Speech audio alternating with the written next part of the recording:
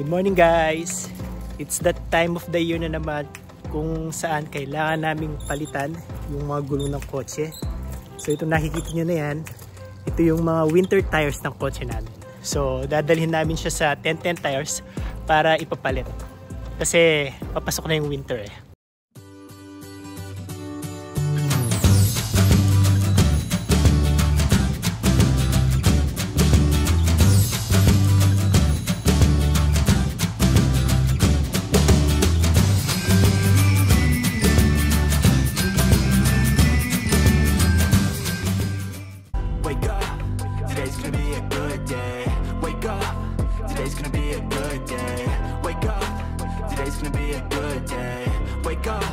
Today's gonna be a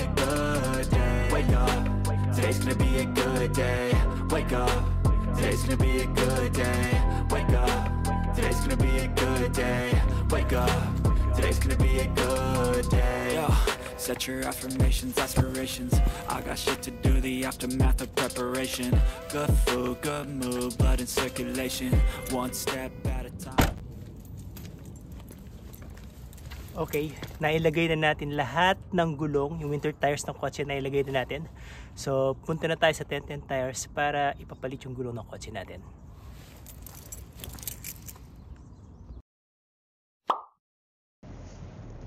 Halika guys, samahan nyo ako. Punta tayo sa 1010 tires para ipapalit yung gulong ng ating kotse. Alam nyo ba guys, na parang dito lang sa lower mainland ng British Columbia, optional yung magpapalit ng winter tires. Kasi sa ibang part ng Canada, like sa bandang north ng Vancouver, yung Whistler, kailangan magpapalit ng winter tires. Tapos yung mga cities na malalapit sa Alberta, kailangan mo rin magpapalit ng winter tires kapag winter na. Especially pag nasa ibang mga provinces ka na, mas lalong kailangan mo magpapalit ng winter tires. From Alberta going to the east, kailangan mo magpapalit ng winter tires kasi napaka-harsh ng winter dito sa Canada. Pero dito sa lower mainland, optional lang sa amin yung pagpapalit ng winter tires kasi hindi masyadong nakaka-receive ng snow yung lower mainland. Kaya nga pag kami mga pagkakataon na malakas yung bagsak ng snow, medyo parang nasa state of emergency na yung lower mainland. Yung mga city ng Surrey, Vancouver, Richmond, yan, parang nagpapanik na yung mga yan. Kasi hindi equip yung mga sasakyan para i-handle yung snow. Get out the road! Stay in the car! Get out the road! Oh my god, no! Not this one too! Oh! Oh!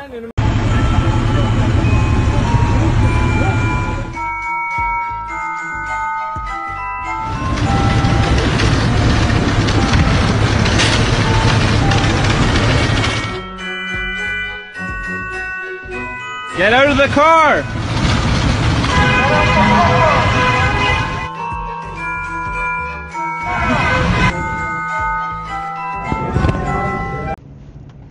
Minsan nga pati yung mga SkyTrain nagsha-shutdown yan.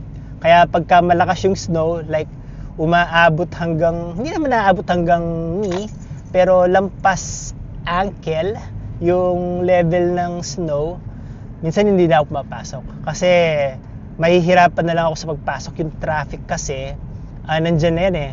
Yung mga daloy ng tren, yung schedule ng daloy ng tren, minsan na-delay. Tapos sobrang dami ng tao. Kaya pag malakas yung bagsak ng snow, hindi na ako mapasok. Ngayon, marahil naitatanong nyo, hindi naman pala mandatory yung pagpapalit ng winter tires dito sa Vancouver, sa lower mainland. Bakit pa ako nagpapapalit ng gulong ngayon papasok na yung winter? Well, kasi guys, ang problema kasi nandito sa gulong na binili namin. Una kasi, backstory lang. Nung binili namin yung kotse na to, syempre kasama dito yung stock na gulong niya, di ba? Yung part ng package. For 4 years, kahit mataas yung snow sa Surrey, hindi kami nagwi-winter tires. Surrey, ano yun eh, parang malabundok yung lugar na yun eh, parang bago yun eh, akyat baba. Pero hindi kami nagwi-winter tires. For some reason, hindi ko alam kung ano yung brand ng gulong na kasama ng kotse na ito nung binili namin. Pero hindi siya nag-i-skid kapag nag-i-snow. And then, after 4 years, syempre, pudpud na yung mga thread. For safety reason, kailangan naming ipapalit na yung gulong. So, pumunta ulit ako sa Mitsubishi. Tinanong ko sila kung ano yung gulong na ginamit nung binili namin to. Parang sabi nila all season nata or all weather, hindi ko maalala. Pero ang sabi ko sa kanila, kung ano yung gulong na kasama ng kotse nung binili namin, yun yung gusto kong gulong kasi nagagamit namin siya for summer and also for winter. So pinalitan nila, long story short, pinalitan nila. And then lumipat na kami dito sa Richmond. Tapos nag-snow ng malakas, 2020, pandemic year. Tapos nag-snow ng malakas. Si Rai Rai nun, tinamaan ng COVID. So around 11 PM in the evening, 11 or 12, hindi na maganda yung ni Rai Rai nun hindi na maganda yung itsura niya. So sabi namin, kailangan na namin siyang dalhin sa emergency hospital. At that time, ang lakas ng snow. Talagang lampas ankle, pero hindi knee deep yung level, pero lampas ankle, siguro mga 5 inches or whatever. Tas gabi, so wala nang sasakyan sa kalsada kasi yung mga sasakyan nakakatulong yan para linisin yung yung kalsada sa snow. Wala nang sasakyan sa kalsada, wala na rin yung city plowing machine na nagpo-plow ng snow para luminis yung kalsada. So in-expect namin na yung bagong gulong ng kotse namin kaya niyang i-handle yung snow. Kasi yun ang instruction namin sa Mitsubishi. Same tires nung binili namin yung Pero lo and behold, hindi pa kami nakakalayo sa building namin. Nag-i-skid na yung snow. As in talaga nakakatakot yung ski niya. Ito yung kotse, di ba? Tapos gaganon siya talaga. Gumaganon siya talaga. And so natakot ako. Ako yung nagdadrive Isipin mo, kailangan namin pumunta sa emergency. Nagra-rush kami. Pero hindi ako makapag-drive ng sobrang bilis kasi nag-i-skid yung kotse. And at the same time, buti na lang talaga walang kotse sa kalsada kasi 11 PM na ng gabi Imagine kung may mga kotse noon sa kalsada, baka nabangga namin. Hindi naman namin pwedeng ipagpabukas yung kondisyon ni Rai Rai kasi talagang malala na. So, kailangan talaga namin pumunta sa emergency. And then, the next day, sabi ko sa kay Weng, hindi tayo pwede ng ganito.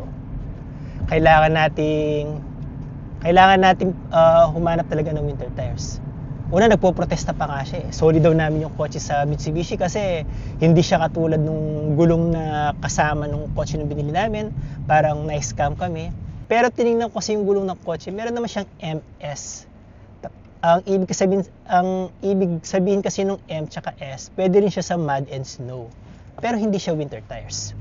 So, tumawag ako sa Mitsubishi, sabi nila sa akin, pwede yan sa snow, pero hindi nila mapapromise na talaga mag-work sa snow kasi hindi naman siya winter tires. So, ayoko na lang makipag-argue sa representative ng Mitsubishi. Sabi ko, bumili na lang tayo ng winter tires. Sabi ko kay Weng. Pero nung tinanong ko yung presyo ng winter tires ng Mitsubishi, napakamahal. So, nagtanong ako sa mga kaibigan ko. Sabi nila, itawag mo sa sa 1010 tires kasi mura lang yung winter tires nila, at the same time mura lang din yung pagpapapalit.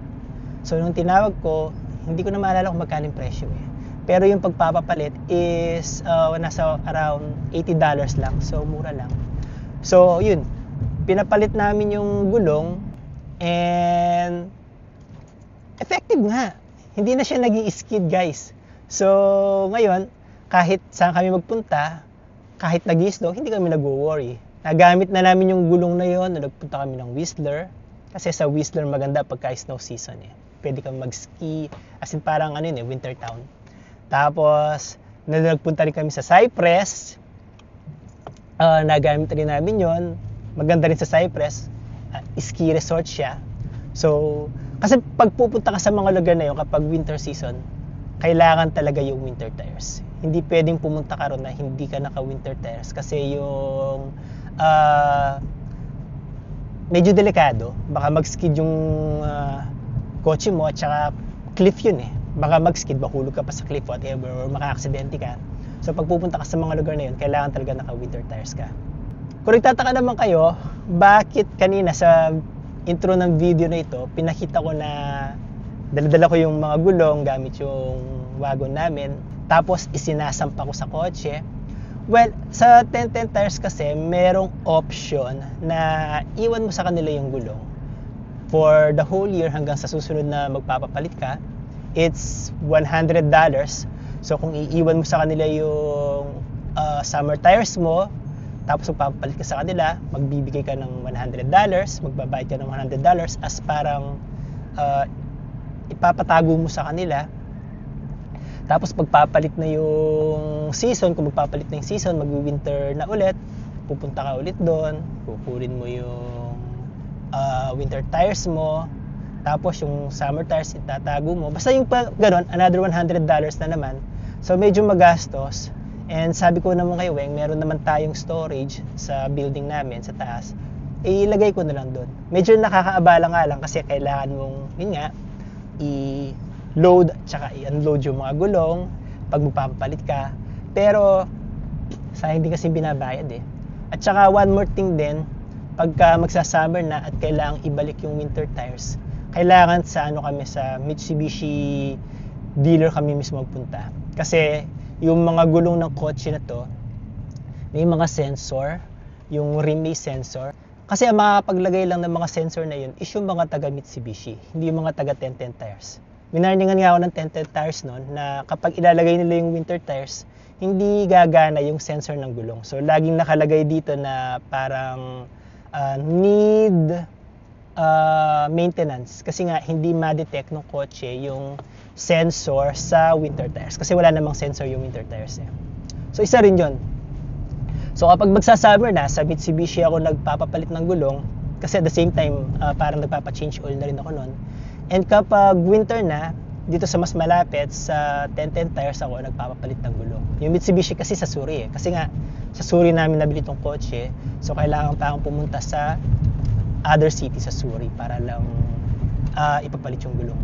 So yun yung whole reason guys kung bakit kapag magwi-winter na, nagpapapalit kami ng winter tires kasi na-experience namin na talagang delikado, nakakatakot. Ayaw namin mag-take ng risk, especially kami, may 2 bata kami rito. Ayaw namin mag-take ng risk kaya nagwi-winter tires kami. Kasi kung makikita nyo yung ibang mga aksidente dito sa Lower Mainland, kapag harsh ang winter, mataas ang snow, makikita mo na yung mga nakapark na kotse, nagbabanggaan, yung mga nagdadrive, hindi naman sila experiencado na mag-drive sa snow. So, nag-i-skid yung kotse nila, tapos bumabangga sa kotse ng iba. Medyo nakakatakot. Get out the road! Stay in the car! Get out the road! Oh my god, no! Not this one too! Oh! Oh!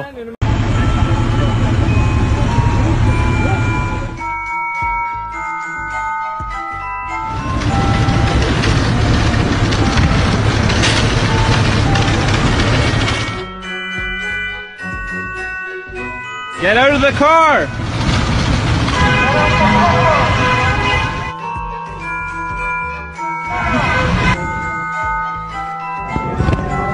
Kaya yun, for safety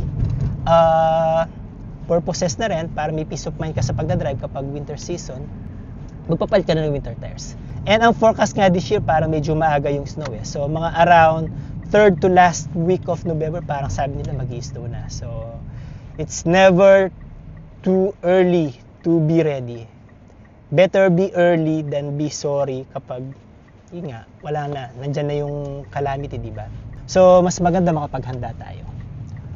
Yun lang guys, I hope kahit paano nag-enjoy kayo sa video nito, nagkaroon kayo ng idea. And if you don't mind, please don't forget to subscribe to my channel, like this video, click the notification bell, and share this video with your friends. I hope nagkaroon kayo ng idea kung ano yung situation dito sa Lower Mainland kapag mag-winter. Mas maganda rito, hindi masyadong malala yung hindi masyadong extreme yung winter dito kapag nag-i-snow. Or baliktad, hindi masyadong extreme yung snow dito kapag nag-winter compared sa ibang provinces. Pero ang problema nga lang, pag nag-snow ng medyo mataas dito, hindi prepared yung government, pati yung mga drivers kung paano i-handle yung snow. There you go guys, hanggang sa susunod. Maraming salamat po. I hope nag-enjoy kayo. Bye! Okay guys, nandito na tayo sa 1010 Tires. Ayan. So maya-maya lang, kukuhanin nila yung kotse. Kukuhanin na nila yung kotse natin. Tapos dito nila ilalagay. Ayun na yung kotse natin. Nasa loob na ng talyer guys. Pinapalitan na yung gulong. Ayun guys, tapos na. Nailagay na yung mga winter tires. Ito yung symbol ng snow. Pag may ganito yung gulong ng kotse nyo, ibig sabihin winter tires yan. So nailagay na. Ito yung all season tires natin. So ilalagay natin ulit sa storage. So yun na yun. Yun na tayo, tapos na yung trabaho natin dito. At saka pala nagpalit ng gulong is yung kaibigan natin, si TJ. Siya yung nasa video ng isang araw nung nagpa-pictorial kami ng fall. Okay guys, bye!